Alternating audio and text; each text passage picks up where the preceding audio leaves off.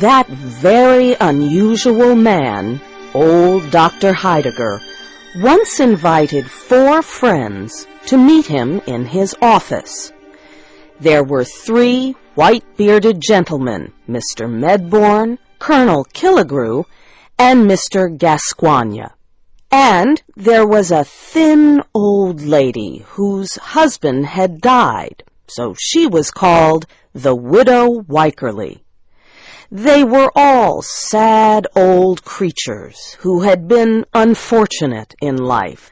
As a young man, Mr. Medbourne had lost all his money in a badly planned business deal. Colonel Killigrew had wasted his best years and health enjoying the pleasures of women and drink. Mr. Gascoigne was a ruined politician with an evil past. As for the Widow Wycherly, tradition tells us that she was once a great beauty, but shocking stories about her past had led the people of the town to reject her, so she lived very much alone. It is worth stating that each of these 3 men were early lovers of the Widow Wycherly, and they had once been on the point of killing each other over her. "My dear old friends," said Dr. Heidegger, "I would like your help in one of my little experiments." He motioned for them to sit down.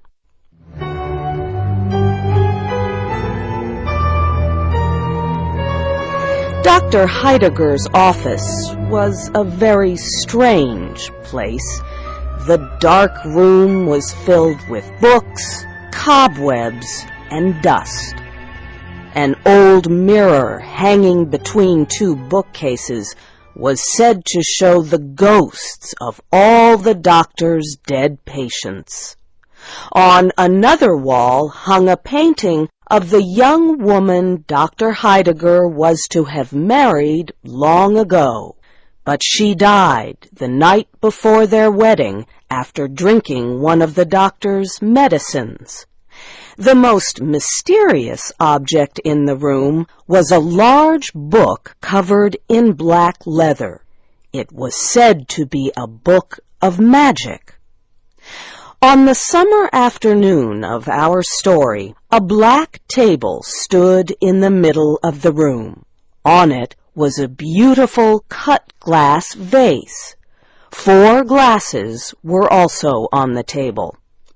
Dr. Heidegger was known for his unusual experiments, but his 4 guests did not expect anything very interesting.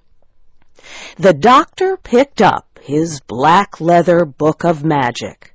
From its pages, he removed a dried-up old rose.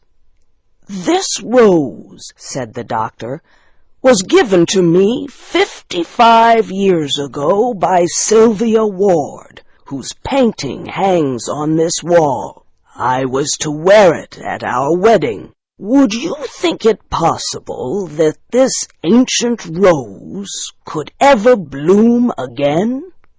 "Nonsense," said the Widow Wycherly with a toss of her head. "You might as well ask if an old woman's lined face could ever bloom again." "See?" answered Dr. Heidegger. He reached for the vase and threw the dried rose into the water it contained. Soon a change began to appear. The crushed and dried petals moved and slowly turned from brown to red, and there was the rose of half a century looking as fresh as when Sylvia Ward had first given it to her lover. "That is a very pretty trick," said the doctor's friends. "What is the secret?